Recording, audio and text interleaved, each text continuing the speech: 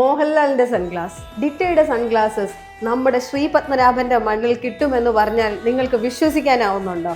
എന്നാൽ നിങ്ങൾ വിശ്വസിച്ചേ മതിയാവും. യെസ്, തിരുവനന്തപുരത്ത് ഡിറ്റയുടെ സൺഗ്ലാസസ് അവൈലബിൾ ആണ്. അപ്പം നിങ്ങൾക്ക് എല്ലാവർക്കും അറിയുന്ന പോലെ തന്നെ ഡിറ്റ ഒരു ഹൈ ആൻഡ് ലക്ഷറി ബ്രാൻഡാണ്.